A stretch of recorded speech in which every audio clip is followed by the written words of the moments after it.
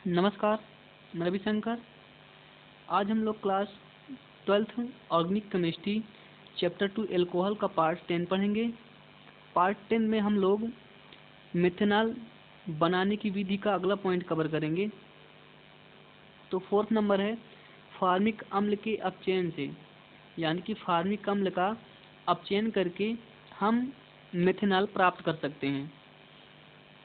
तो जब फार्मिक अम्ल का अपचयन लिथियम एल्युमिनियम हाइड्राइड की उपस्थिति में किया जाता है तो मेथिल अल्कोहल प्राप्त होता है, यानी कि लिथियम एल्युमिनियम हाइड्राइड के द्वारा फार्मिक अम्ल को हाइड्रोजन तुरंत प्राप्त हो जाता है। तो जैसे कि रिएक्शन दिखाई गई है, आप चाहे यहाँ से रिएक्शन नोट कर सकते हैं और मैं यहाँ पर इसको स्ट्रक्चर रूप में समझा दे रहा हूँ। जैसे कि ये कार्बन के साथ डबल बॉन्ड पर ऑक्सीजन होगा और एक वैलेंस के साथ हाइड्रोजन और यहाँ पर लगा रहेगा हाइड्रॉक्सी समूह। जब इसको हम लिथियम एल्युमिनियम हाइड्राइड के द्वारा अपचयन कराते हैं तो होता क्या कि इसका OH पार्ट इसके एक H को लेकर निकल जाता है, यानी कि H2O। अब प्लस यहाँ पर एक हाइड्रोजन आकर लग जाता है तो H और H यहाँ पर कार्बन के साथ जो डबल बॉन्ड ऑक्सीजन का है इसमें एक सिग्मा एक पाई होता है, तो यहाँ से पाई बॉन्ड ब्रेक होगा तो यहाँ से ये इस रूप में वैलेंसी ओपन हो जाएगी।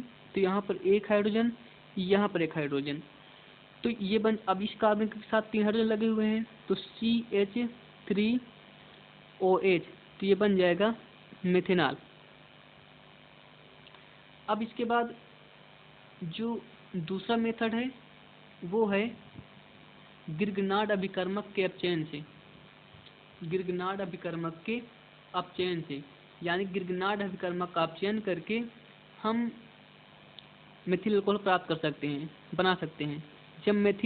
जब गिरगनार्ड अभिकर्मक की अभिक्रिया जल तथा ऑक्सीजन से की जाती है तो मेथिल अल्कोहल बनता है। तो जैसे कि यहाँ पर रिएक्शन दिखाई गई है,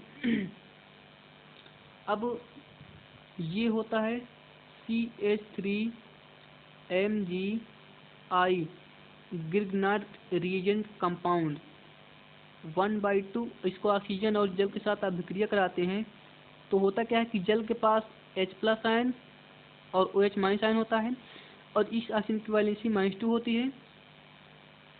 तो इस MgI, यानी कि कहीं पर गिरगनार्ड रिएजेंट है तो वहाँ पर MgI को हाइड्रॉक्सी समूह चाहिए, तो यहाँ से ये इस हाइड्रॉक्सी समूह को लेकर के निकल जाएगा, यानी कि MgOHI मैग्नीशियम हाइड्रॉक्सी आयोडाइड निकल जाएगा। अब इसका जो हाइड्रोजन है इसके साथ लग जाएगा और ये OH पार्ट यहाँ पर जुड़ जाएगा तो बन जाएगा आपका CH3OH। ये बन जाएगा मैग्नीशियम हाइड्रॉक्सी आयोडाइड, तो हाइड्रॉक्सी मैग्नीशियम आयोडाइड, और ये बन जाएगा आपका मेथनॉल। अब इसके बाद है केमिकल प्रॉपर्टी, यानी कि मेथिल अल्कोहल की केमिकल प्रॉपर्टी, रासायनिक गुणधर्म। तो केमिकल प्रॉपर्टी से रिलेटेड जो पहला पॉइंट है वो मेथिल अल्कोहल की धातुओं से अभिक्रिया। तो जब मेथिल अल्कोहल को कमरे के ताप पर प्रबल विद्युत धनी धातुओं से अभिक्रिया कराई जाती है तो धात्विक मेथॉक्साइड देता है तथा हाइड्रोजन गैस मुक्त करता है।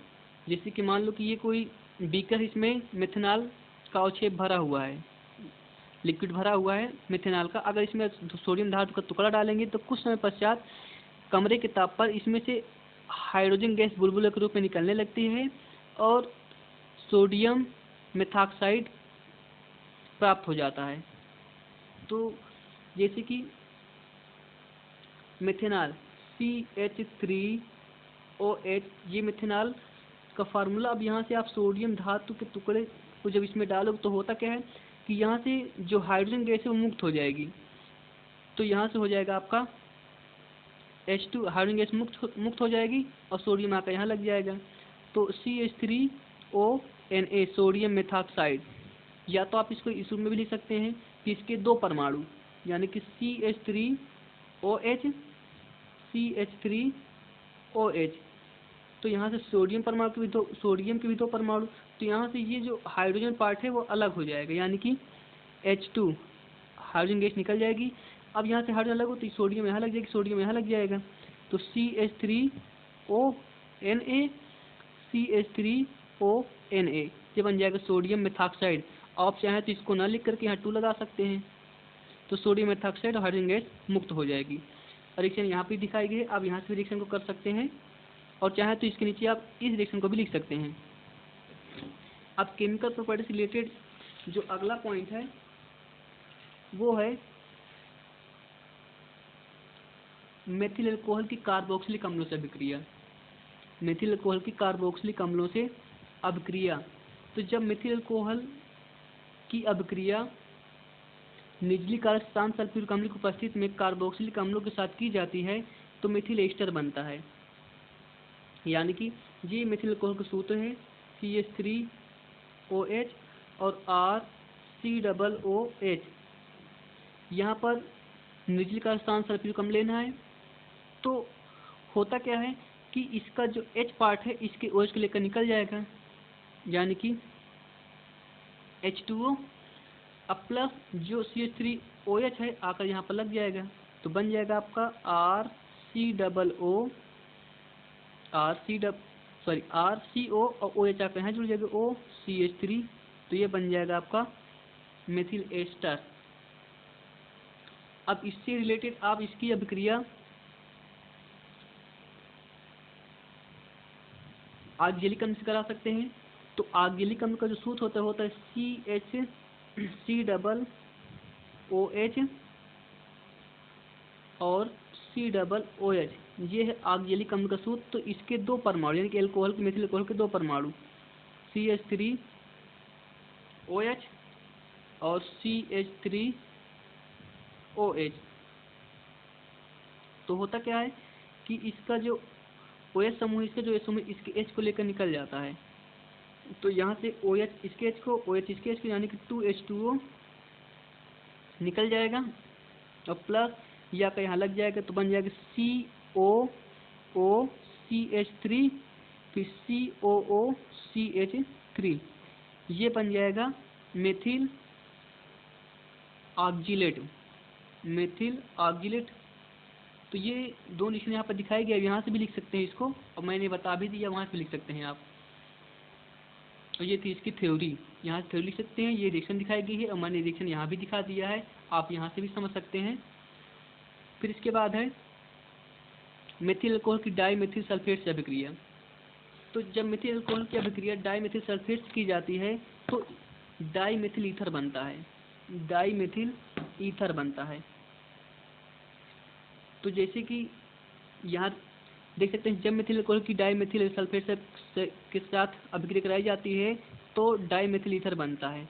तो मेथिल अल्कोहल यानी कि CH3OH और ये है सल्फेट का डाई मेथिल सल्फेट का सूत्र CH3। तो होता क्या है, यहाँ से CH3 पार्ट अलग होगा, यहाँ से हाइड्रोजन अलग हो जाएगा, तो हाइड्रोजन अलग होगा तो यहाँ से C लग जाएगा, तो बन जाएगा आपका CH3OCH3, ये बन जाएगा मेथिल ये बन जाएगा आपका डाई मेथिल ईथर और प्लस यहाँ बन जाएगा आपका CH3HSO4 मेथिल हाइड्रोजन सल्फेट, ये बन जाएगा। तो यहाँ पर भी रिएक्शन दिखाई गई, यहाँ मैंने कर भी दिया है। अब इसके बाद जो अगला पॉइंट है वो है मेथिल अल्कोहल की फॉर्मल्डिहाइड से अभिक्रिया। तो जब मेथिल अल्कोहल की फॉर्मल्डिहाइड से अभिक्रिया की जाती है तो मेथिलल बनता है, यानी कि जब मेथिल अल्कोहल की अभिक्रिया फॉर्मल्डिहाइड से की जाती है तो मेथिलल बनता है। तो यहाँ से ये था फॉर्मल्डिहाइड, यानी कि फॉर्मल्डिहाइड ये, और यहाँ पर इसके 2 परमाणु हैं, तो CH3OH CH3OH इस रूप में है। तो होता क्या है कि यहाँ से जो हाइड्रोजन है इसके OH को लेकर निकल जाता है, यहाँ जो हाइड्रोजन है, यहाँ से जो हाइड्रोजन है ये दोनों जो हाइड्रोजन है इसके ऑक्सीजन को लेकर निकल जाएंगे, H2O प्लस इसके दोनों बॉन्ड खाली हो जाएंगे, तो आ जाएगी इस रूप में H। अब यहाँ से C बचा और इसका डबल बॉन्ड खाली हो तो यहाँ पर एक इस नंबर आ जाएगा OCH3 और यहाँ जुड़ जाएगा आपका OCH3, यानी कि ये दोनों हाइड्रोजन इस ऑक्सीजन को यहाँ से लेकर निकल जाएंगे H2O, इसकी दोनों वैलेंसी ओपन हुई तो यहाँ से CH3O CH3O इस वैलेंसी के साथ यहाँ पर जुड़ जाएंगे, तो ये बन जाएगा मेथिलल। तो ये रिएक्शन यहाँ से भी आप समझ सकते हैं और रिएक्शन यहाँ पे भी दिखाए गए, यहाँ से भी आप समझ सकते हैं। नमस्कार।